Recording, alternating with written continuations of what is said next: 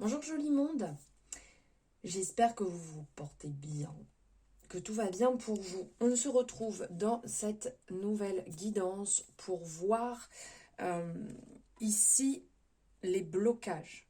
Quels blocages avez-vous où vous faites face? Donc ici on est sur 3 choix, donc comme vous pouvez voir, choix numéro 1, choix numéro 2, choix numéro 3. Donc ça, je vous laisserai le temps de... Enfin, vous avez le temps de faire votre choix ou en mettant pause comme vous voulez.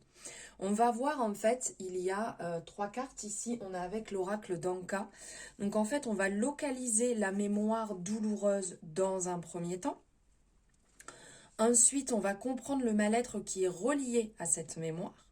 Et pour finir, comment dénouer et libérer, en fait, la problématique. Voilà. Alors, n'hésitez pas, si ça vous plaît, on like, on s'abonne si ce n'est pas fait en activant la cloche. N'hésitez pas aussi à me mettre votre choix en commentaire et votre retour si vous le désirez. Et à partager autour de vous. Certainement que des personnes ont besoin d'entendre cette guidance. Allez, on y va directement avec le choix 1. Ici. Alors, ici, on a les vies antérieures, la perte d'identité et soin des chakras.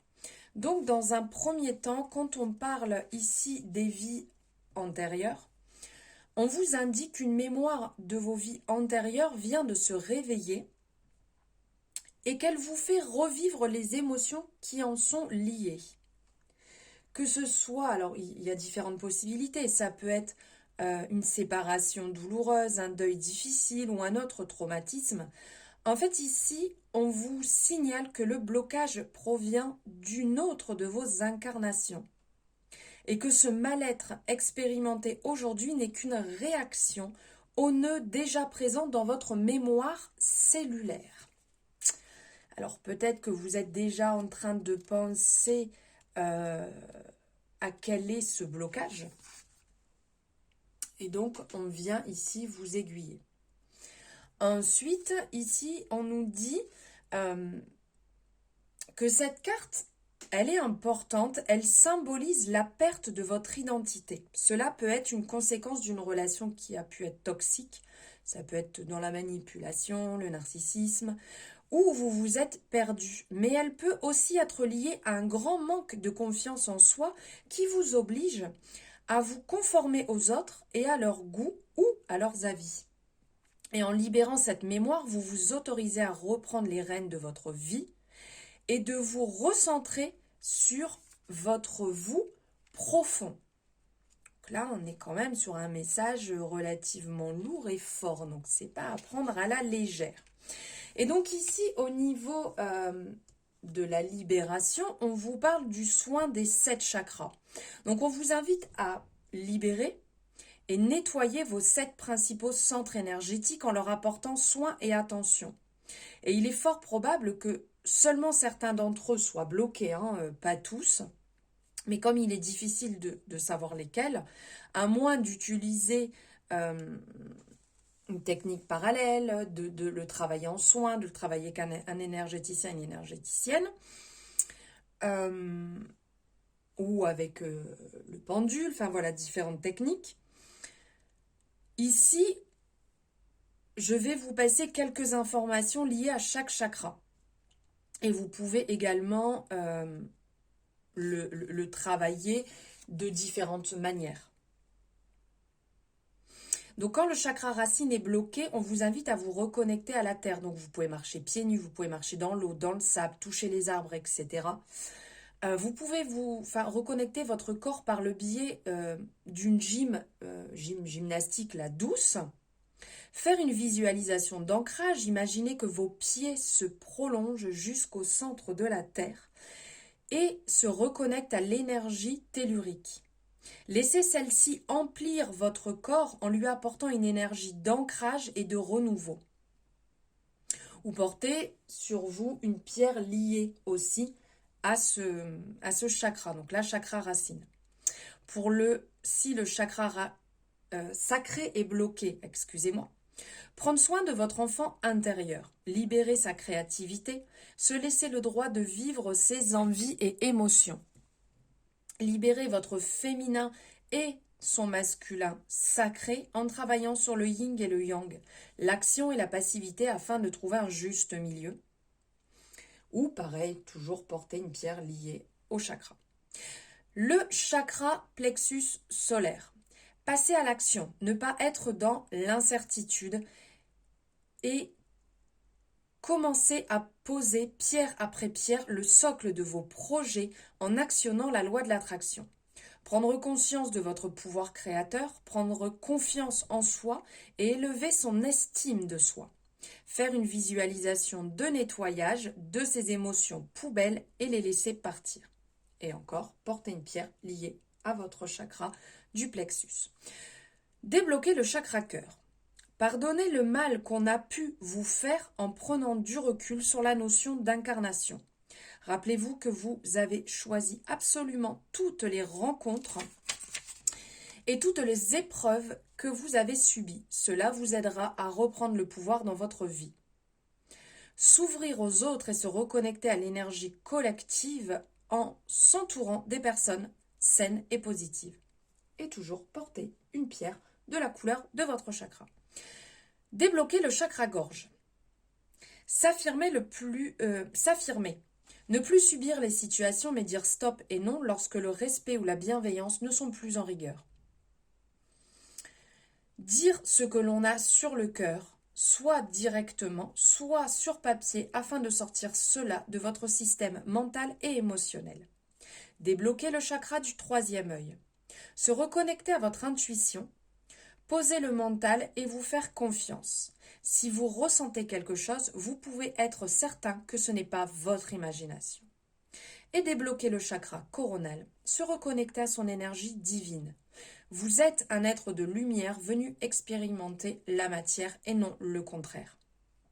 Rappelez-vous que vous n'êtes pas juste venu souffrir, vous êtes venu inspirer, enseigner, vivre, évoluer, et tout ceci fait partie intégrante de votre incarnation. Appliquez-vous à trouver votre mission de vie, car grâce à celle-ci, vous serez aligné en permanence et vous utiliserez les outils bonus que vous avez choisis pour votre incarnation et qui vous feront vous sentir bien et surtout vous-même. Et bien entendu, toujours porter une pierre liée à votre chakra, ici, couronne. Voilà, j'espère que ça vous aura parlé, que ça vous aura apporté un éclairage, un aiguillage. N'hésitez pas à me le mettre en commentaire, à noter votre choix, à liker bien entendu, vous abonner et partager. Je vous embrasse fort et je vous dis à très bientôt. Allez, on passe au choix numéro 2. Alors, choix numéro 2. Ici, on parle de traumatisme adulte. On parle d'enfant intérieur et on parle d'ancrage. Donc, dans un premier temps, traumatisme adulte. On vous indique que vous êtes que vous êtes toujours sous le joug d'une expérience récente adulte, dont vous n'avez pas encore digéré les impacts émotionnels et énergétiques. Cet état peut être refoulé ou peut-être que vous êtes encore dans le déni de l'affrontement que cela a occasionné. Cette carte vous pousse à regarder en vous ce qui n'a pas encore été accepté et digéré. Ensuite, ici, on vous parle d'enfant intérieur pour comprendre en fait le mal-être relié à la mémoire bloquée. Cette carte vous indique que votre enfant intérieur est en souffrance. Il a besoin de réconfort, d'amour et de sécurité. Quelle que soit la situation que vous traversez présentement, prenez un moment pour le choyer et lui apporter ce dont il a besoin. Cette mémoire ravivée est l'une des plus délicates car notre enfant intérieur est une des bases à traiter afin d'être un adulte épanoui. En libérant cette mémoire, vous vous autorisez à bâtir votre adulte sur des fondements sains. Et pour finir, c'est comment dénouer et libérer cette problématique. Donc ici, on vous invite à le travailler avec l'ancrage. Une très bonne manière de le libérer. Donc au niveau de l'ancrage, ici, on va vous inviter à regarder du côté de l'ancrage. Êtes-vous dans l'instant présent? Le nœud émotionnel réveillé a pu s'immiscer à cause d'un manque de présence ici et maintenant. Êtes-vous trop bloqué dans le passé ou bien trop projeté dans le futur? Cette carte vous invite à stopper immédiatement et à vous réaligner sur le moment présent. Des exercices d'ancrage viendront vous aider à clôturer le réalignement. Marchez pieds nus dans la terre en conscience, reconnectez-vous à la nature, aux éléments et aux choses simples. Après, il y a bien entendu d'autres manières de travailler l'ancrage. Vous pouvez très bien le travailler en fréquence, en écoute, avec des pierres, différentes manières. Vous le travaillez à votre manière, celle qui est le mieux adaptée pour vous, bien entendu. Voilà pour vous qui avez fait le choix numéro 2. J'espère que ça vous aura aiguillé, éclairé. N'hésitez pas à me le partager en commentaire, à me noter votre choix, à partager, liker cette guidance si elle vous a plu et vous abonner si ce n'est pas fait. Je vous souhaite une très belle journée, je vous embrasse. Choix numéro 3, c'est parti. Hop. Alors ici, dans le choix numéro 3, on parle de l'intention d'autrui dans un premier temps pour la mémoire, la localisation de la mémoire douloureuse. Ensuite, pour le mal-être relié à la mémoire bloquée, on parle de rupture amoureuse. Et pour finir, pour la manière de dénouer et libérer la problématique, ici on vous parle d'augmentation de taux vibratoire. Donc on va voir dans un premier temps l'intention d'autrui. Alors ici on vous indique que vous êtes...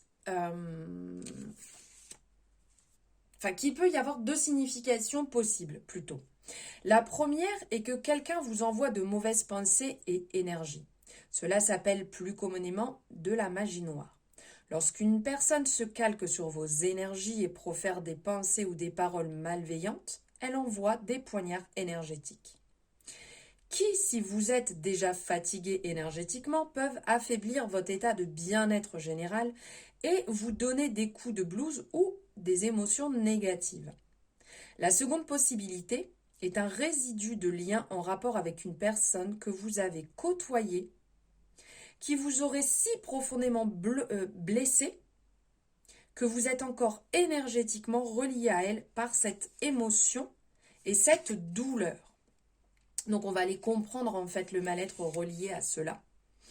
Ici, cette carte, donc la rupture amoureuse, vous signale qu'un nœud émotionnel s'est créé dans votre mémoire cellulaire suite à une rupture amoureuse.